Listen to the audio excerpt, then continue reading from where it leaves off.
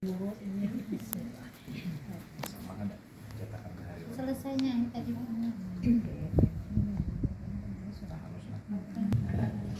Bismillahirrahmanirrahim. Astaghfirullahaladzim. Astaghfirullahaladzim. Astaghfirullahaladzim. Alladzi la ilaha illa huwal hayyul qayyum wa atubu ilaih.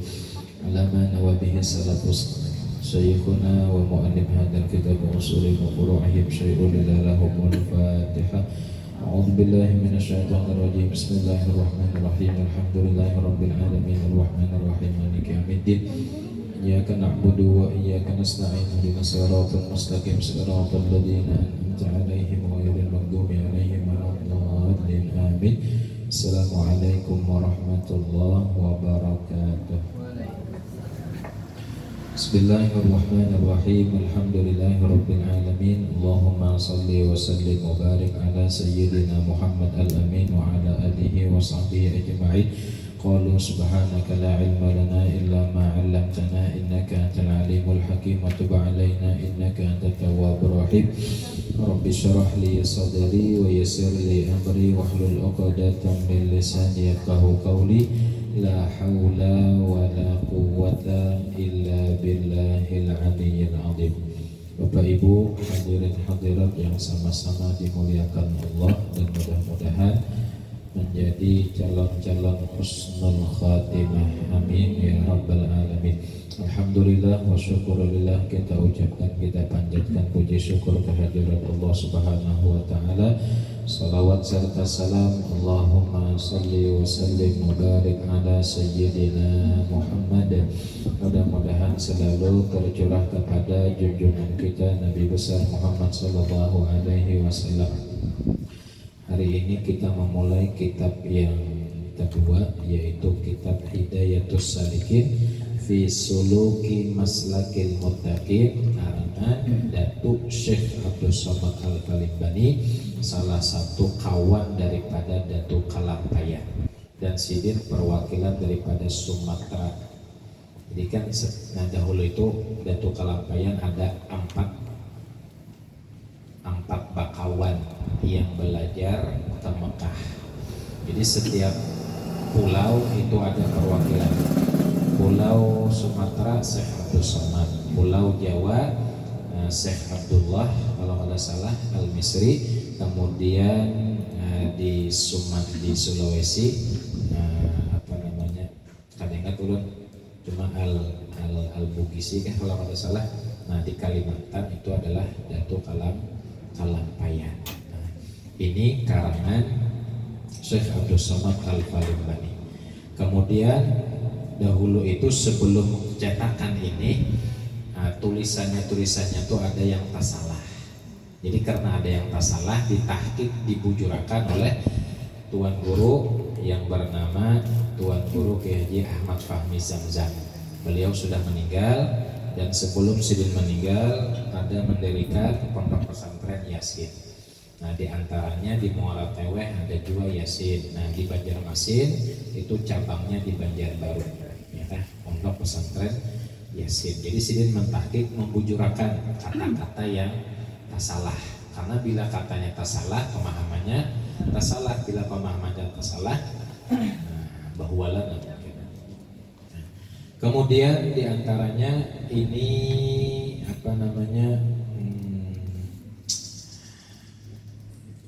mulai tahun cetakan pertama 2007. Jadi 2007 cetakan pertama, dan ketika itu kata sambutan oleh Kementerian Agama Kalimantan Selatan, yaitu Profesor Dr. Haji Ahmad Fahmi Arif. Maka foto titel beliau itu. Kemudian kata sambutan kedua Paguruan Sidin Syekh Muhammad Syukri Unus Al-Banjari, atau yang dikenal dengan Guru Syukri, yang ada di Martapura. Masih hidup sidin. Jadi guru sidin masih hidup, sidinnya meninggal. Jadi Paguruan hidup, murid meninggal. Ada hulu murid meninggal daripada guru. Nah ketika itu pondok pesantren Yasin pembukaan pertama itu dihadiri oleh Guru Sidin, Guru Muhammad Syukri, dan ketika itu wali kotanya adalah Rudi Resnawan.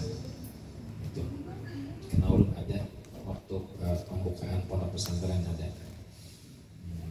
Dan ini yang mukaddimah al-muhaqqiq itu adalah Guru Ahmad Fahmi Zamzam. Kita langsung.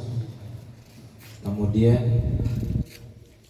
sebelum halaman yang pertama itu ada angka Romawinya 17, ada lagi angka Romawi di atas 17 X, kemudian V 11 17 dapat X, nah, kemudian angka V, kemudian 11 17 dapat ya.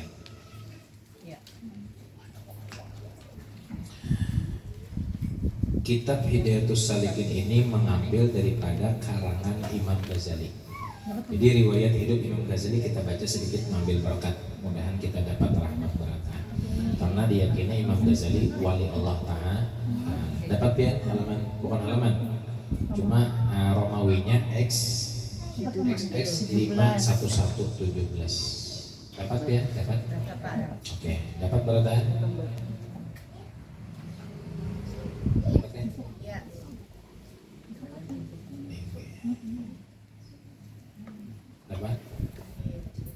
Dapat berataan. Kita membaca riwayat hidup Imam Ghazali. Riwayat hidup Imamul Ghazali rahimahullah ta'ala, beliau lahir antara 450 sampai 505 Hijriah. Berarti umur sidin kurang lebih 55 tahunan.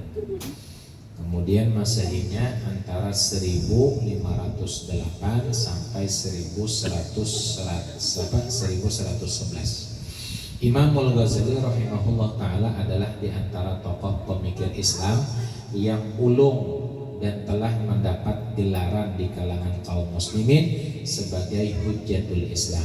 Hujjatul Islam itu orang yang menghafal hadis 300.000 hadis dalam kepala sendiri. 300.000 ada Hujjatul Islam, gelarnya ada muhaddis. Muhaddis itu 100.000 hadis Rasulullah. Kadahnya hadis sidin dari si Ano sampai sahabat sampai Nabi. Kita jangankan 300, sebuting aja kita udah tahu. Hadisnya apa? Cuma dari an siapa itu sebuting aja kita udah hafal. Jadi ada gelar Hujjatul Islam, ada muhaddis, ya kan? Ada al-hakim. Kalau muhaddis itu 100.000 hadis sampai kepada Nabi. Kalau Hujjatul Islam 300 hadis, 300.000 hadis. Kalau al-hakim itu semuanya hadis Nabi sidin hafal. Cuma seluruh dunia kada ada yang mendapat predikat al-hakim kada. Cuma yang ada Hujjatul Islam. Siapa? Yaitu Imam Ghazali. Bahkan Nabi sudah memuji Imam Ghazali. Nabi memuji Imam Ghazali. Orangnya belum lahir tapi sudah dipuji oleh Rasulullah. Bahkan ketika itu Guru Sekumpul pernah mengatakan Imam Ghazali ini bukan keturunan Rasulullah, orang Jawa, bukan keturunan Nabi, tapi karangan-karangan sidin, kitab-kitab sidin banyak dipelajari oleh para habaib dan syarifah. Orangnya bukan habib, orangnya bukan keturunan Nabi, tapi alimnya luar biasa. Sidin punya ading, alim juga. Nama sidin Muhammad bin Muhammad, ading sidin Ahmad bin Muhammad bin Muhammad. Jadi kakaknya Muhammad, adingnya Ahmad. Kemudian beliau bukan hanya terkenal di kalangan kaum muslimin, bahkan juga di kalangan orang-orang yang bukan beragama Islam. Karena sidin luar biasa. Ilmunya sangat luas, pengalaman dan keahliannya di bidang ilmu tasawuf dan pembentukan rohani sudah menjadi ciri-ciri keunggulannya. Sementara, jadi Imam Ghazali terkenal dengan masalah hati, masalah ilmu tasawuf. Sementara kitab Ihya Ulumuddin, ini kitab yang terkenal di karang sidin 4 juz, yang beliau tulis telah diakui kehebatan dan keagungannya oleh kawan dan lawan. Jadi kawan sidin mengakui, lawan sidin pun juga mengakui kitab Ihya Ulumuddin. Tapi bagi orang yang mengingkari daripada keilmuan sidin, memandangkan bahwa kitab Ihya Ulumuddin hadisnya itu adalah hadis maudhu. Apa itu maudhu? Hadis palsu. Bagi orang yang kada ketujuh lawan sidin, ya kan? Nya kebanyakan bu, walaupun kita 1000 kali baik, tapi namanya orang kada ketujuh bedahulu. Walaupun kita baik sudah, tapi orangnya kada ketujuh, tetapi kebaikan kita dilihatnya ditutup matanya. Jadi kitab Ihya Ulumuddin itu banyak hadis-hadis yang memang kadada rawinya. Kenapa ujar guru? Karena Imam Ghazali langsung bertemu dengan Rasulullah. Jadi ketika Nabi menyampaikan ditulis sidin, makanya kadada an-anan itu udah langsung dari Imam Ghazali. Itu banyak di kitab Ihya Ulumuddin. Bahkan kata guru, andai kata di rumah itu selain Al-Quran, maka nomor 2-nya adalah yang harus kita ada di dalam rumah itu adalah kitab Ihya Ulumuddin. Nomor 1 Al-Quran, nomor 2 kitab Ihya Ulumuddin. Bilanya barajat. Murah aja bu, kurang lebih berapa 100, ada yang sampai 200-an. Kalau yang terbaik lagi ada yang sampai jutaan. Terbaik, tulisannya terbaik, kertasnya juga baik. Itu kitab Ihya Ulumuddin. Nama beliau ialah Muhammad bin Muhammad bin Muhammad. Nama Sidin Muhammad, Abah Sidin Muhammad, Kai Muhammad. Abu Hamid Al-Ghazali At-Tusi. Abu Hamid, abah daripada Hamid, berarti anak Sidin ada Hamid. Beliau dilahirkan di kampung Ghazalah di kawasan Tus, sebuah kota yang ada di utara Iran. Iran berarti. Wah ini Iran kebanyakannya Syiah. Kebanyakannya Syiah. Tapi dahulu masih murni. Beliau dilahirkan dari keluarga yang miskin tetapi sangat kuat beragama. Kebanyakannya bu, bila orang jadi orang itu miskin. Almarhum Guru Bakri, ya kan? Harusnya Guru Bakri, guru kita sekumpul. Kayak apa riwayat sini? Sebungkus nasi bagi angkat. Kalau kita 2 bungkus orang. Kita 2 bungkus orang. Guru sekumpul sebungkus nasi berangkat. Abah Sidin, Mama Sidin, adik Sidin, Ibu Rahmat. Ya, makanya ujar Guru Bakri juga, kebanyakan yang jadi itu orangnya orang miskin. Jadi orang sini di topangan itu kuat. Kebanyakannya. Cuma ada juga orang yang sugih, jadi kebanyakannya orang miskin. Oleh karena orang tuanya meninggal dunia ketika Imamul Ghazali masih kecil, maka beliau terpaksa menghadapi bermacam-macam kesusahan dan cobaan. Sudah miskin, duitan, meninggal. Maka kesusahan dan getir pahit yang beliau alami di dalam usaha mencari ilmu di waktu kecil ini sangat banyak memberikan pengalaman kepada kehidupan beliau di masa tua. Pada mulanya Imamul Ghazali rahimahullah ta'ala belajar di kampungnya dengan seorang ulama yang bernama Syekh Ahmad Ar-Ridha Ar-Radakani rahimahullah ta'ala. Kemudian beliau melanjutkan pelajaran ke Hurjan dan berguru kepada Syekh Abu Nasar Al-Ismaili rahimahullah ta'ala.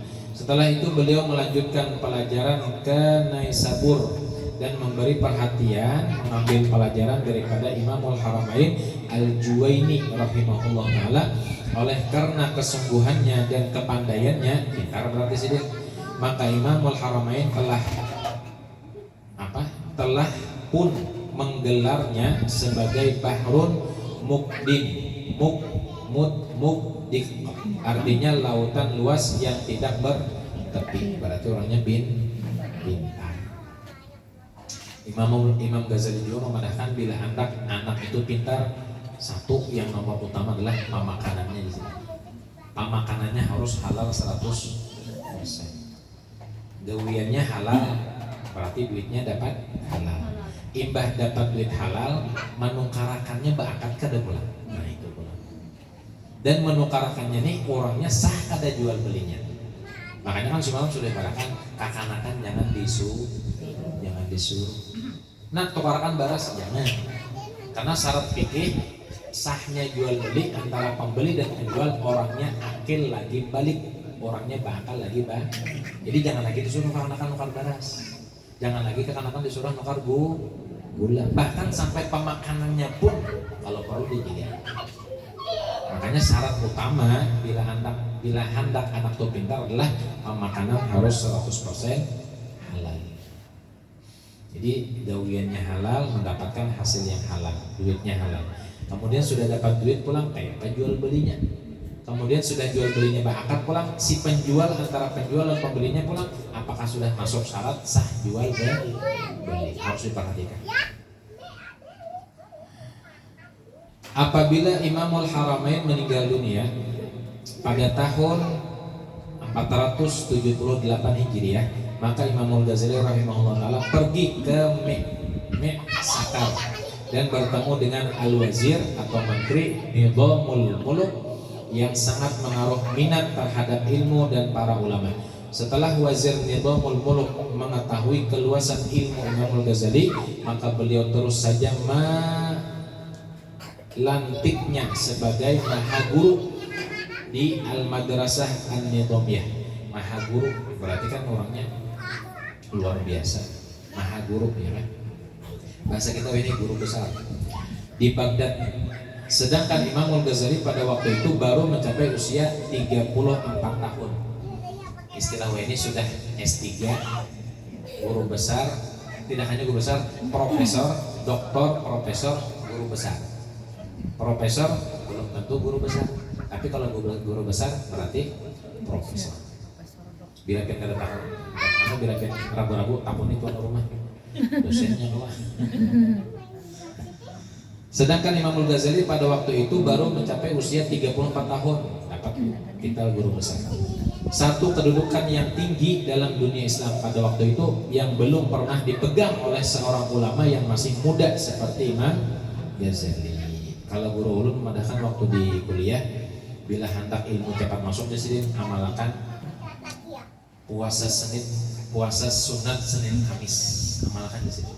Bila hendak ilmu itu cepat masuk, puasa sunat Senin Kamis. Kita jangankan Senin Kamis, puasa Ramadan aja udah benar sudah, ya kan? Apalagi Senin Kamis, tapi mudahan kalau puasa.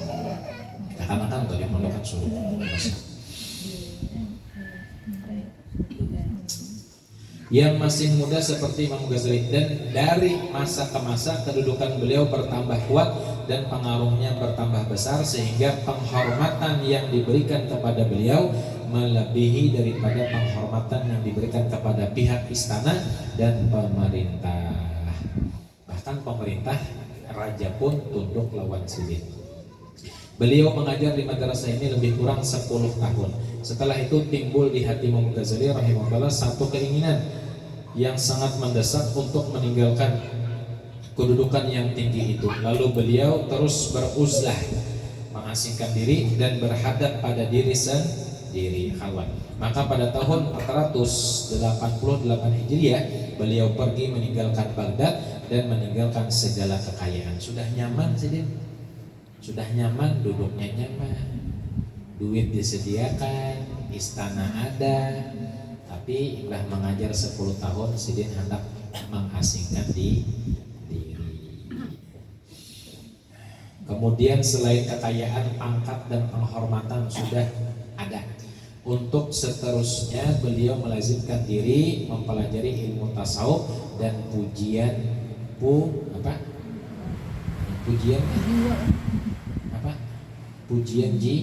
jiwa.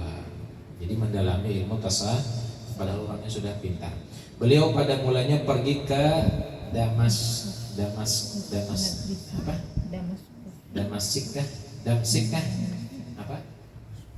Damaskus kah? Damsyik, negeri Syam, Syria, dan beruzlah di sana lebih kurang 2 tahun. Kemudian pergi menunaikan ibadah haji ke Makkah Al-Mukarramah dan ziarah Al-Madinah Al-Munawwarah. Berarti sidin usia 36 tahun berhaji. Usia 36 tahun berhaji. Mudah-mudahan tahu berhaji kita berada. Dan ziarah Al-Madinah Al-Munawwarah dan kota Kudus Palestina. Mudah-mudahan dangsana kita Palestina diberikan kekuatan, diberikan kesabaran, ketabahan, dan dimenangkan oleh Allah. Memang janjinya sudah ada, janjinya mereka sudah ada, dan mereka itu sudah mendapatkan jaminan surga. Ada sedikit orang yang syahid itu senyum meninggalnya. Ini sudah hampir 9.000 lebih yang meninggal. 30%-nya kekanakan. Ya kan? 30%-nya kekanakan, 30%-nya bebinian, dan 30%-nya orang yang syahid. Nah, kemudian orang Israel laknatullah ini belum bisa menguasai Palestina. Padahal sudah seluruhnya, ya kan? Alat-alat diluncurkan, alat canggih. Berarti orang Israel ini kada bisa menghabiskan bubuhan Hamas. Lalu diserangnya lah bagian kekanakan dan bebininya. Padahal bagian Hamas sedikit aja orangnya. Ya kan? Jadi bagian Israel dibantu oleh Amerika laknatullah juga, yaitu kadang-kala menghabiskan bubuhan Hamas. Nah, alhamdulillah dapat bantuan dari Yaman Houthi. Yaman Houthi sudah membantu, mudahan negara Islam membantu juga baratan. Ya kan? Tapi insya Allah akhirnya buhan Yahudi ini habisan baratan. Sampai-sampai bersembunyi di pohon memadamkan. Bersembunyi di belakang batu memadamkan. Batu pohon bepan. Wahai orang Muslim, ini ada orang Yahudi di belakangku. Jadi kada kau bersembunyi orang Yahudi. Tapi ada satu pohon, yang pohon itu memang melindungi orang Yahudi. Nah, sekarang sudah ditanam pohon itu oleh bubuhan Yahudi. Ada satu pohon yang melindungi bubuhan Yahudi. Kemudian beliau kembali ke Syria dan beliau banyak beruzlah di masjid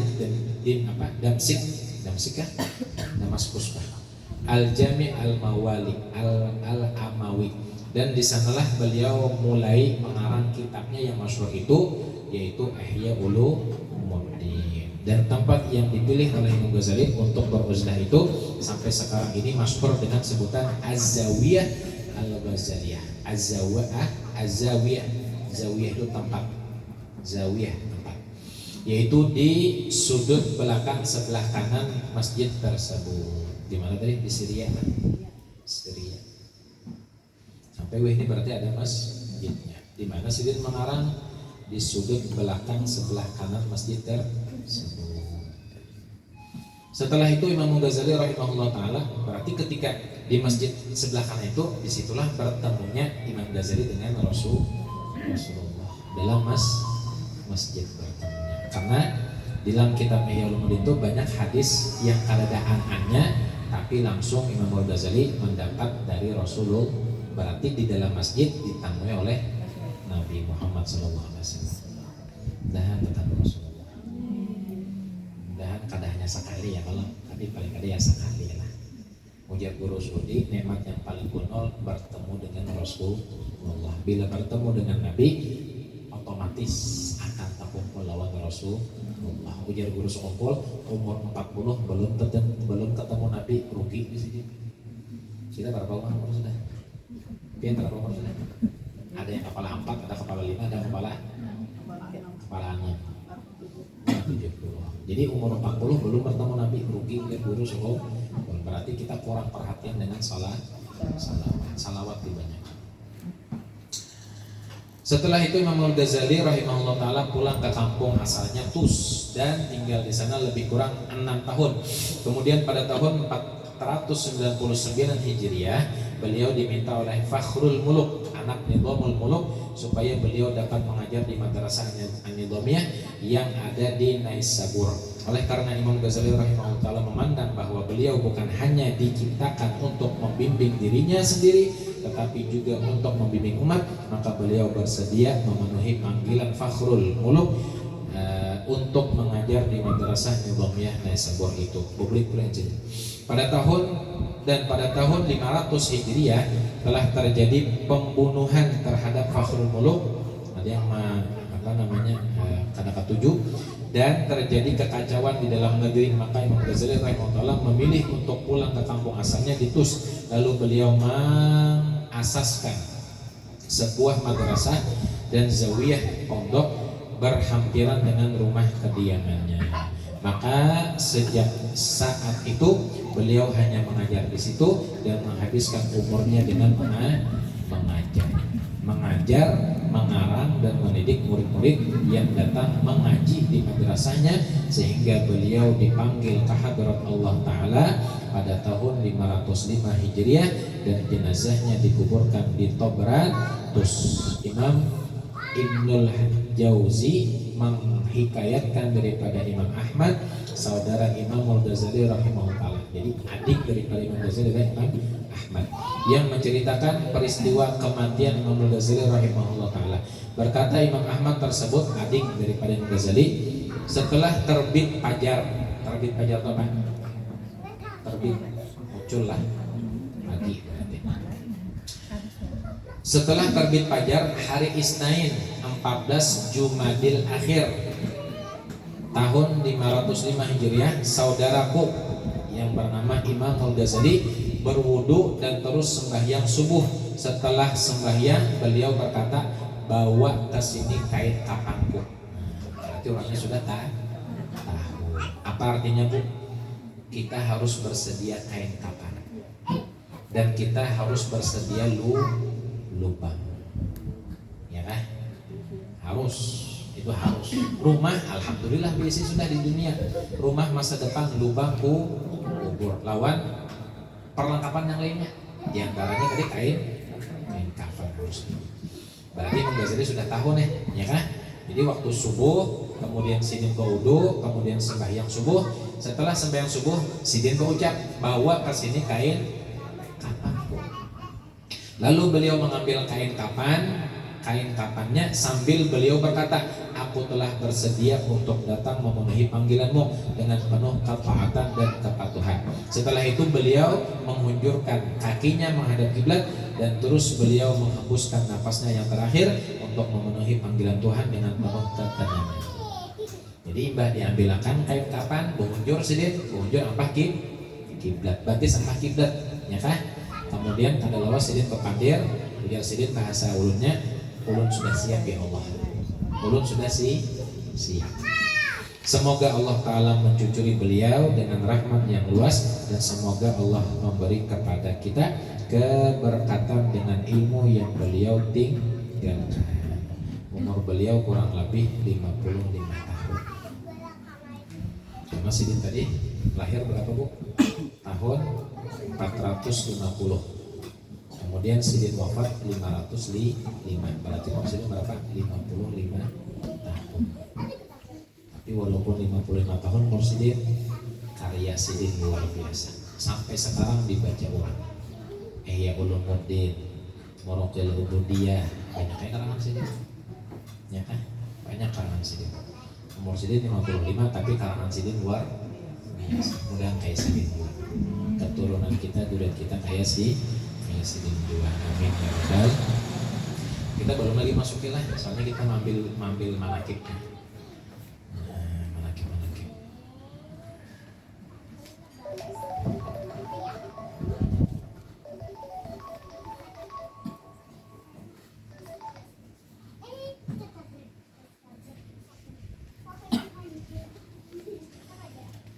Kemudian insya Allah kita sambung pertemuan akan datang masih membaca manakib yang kedua, manakib pengarang kitab Syekh Abdul Somad Al-Limbani. Kemudian yang ketiga adalah tahqiq. Ada banyak yang memasuki pelajaran muqaddimah.